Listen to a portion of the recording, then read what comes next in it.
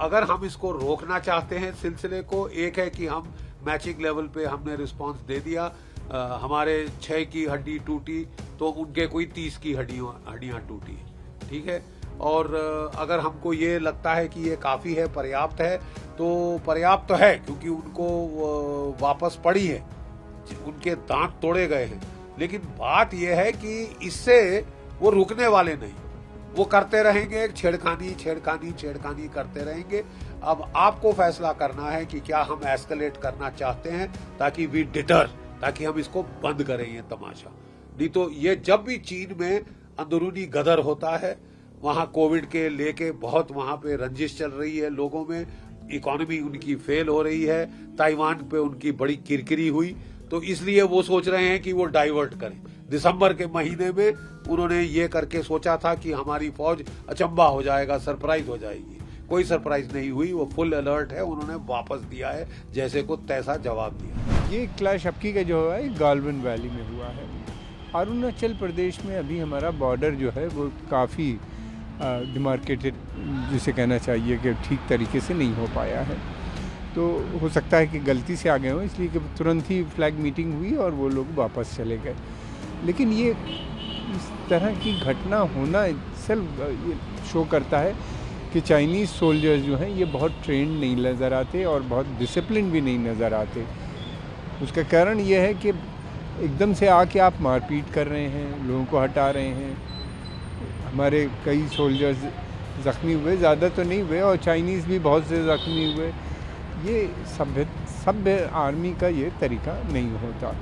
चीन अक्सर ये कोशिश करता रहता है, ये पहला स्टैंड ऑफ नहीं है और फेस ऑफ नहीं है, और ये आखिरी फेस ऑफ भी नहीं है। चीन की कोशिश रहती है कि जो उनकी परसेप्शन है लाइन ऑफ एक्चुअल कंट्रोल की, उसमें वो पेट्रोलिंग करें, और हमारी कोशिश रहती है कि हमारी जो परसेप्शन है लाइन ऑफ एक्चुअल कंट्रोल की, हम उसमें पेट्रोलिंग करें।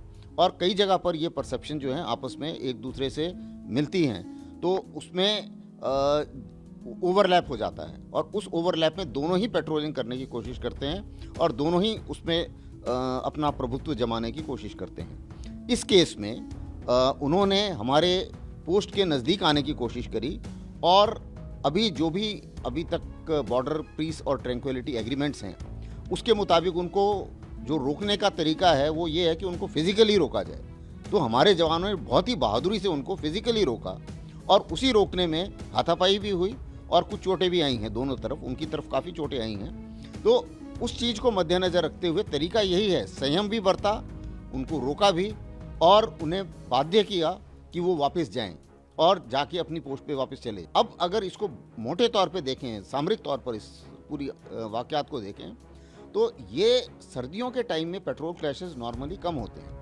लेकिन अब इस बार ज़्यादा नज़र आ रहे हैं। कारण क्या है कि मेरे हिसाब से चीन की अंदरूनी हालत इतनी खास नहीं है।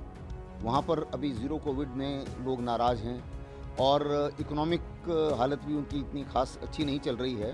तो शी जिनपिंग चाहते हैं कि भाई किसी तरीके से अगर बाहर कोई एग्रेशन दिखाया जाए तो उससे उन्हें फ़ायदा होता है, क्योंकि 20 कांग्रेस पार्टी का जो अधिवेशन हुआ था, उसमें भी उनको जब थर्ड टर्म मिली थी तो उनको इस बात का फ़ायदा हुआ था, क्योंकि उन्होंने जो भी स्टोरी बनाई होगी गलवान के बारे में और ताइवान में जो उन्होंने फायरिंग वगैरह की थी, तो उससे उन्हें लगता है कि उन्हें फ़ायदा हुआ, और इसीलिए वो एग्रेशन दिखाना चाहते हैं, पहली बात।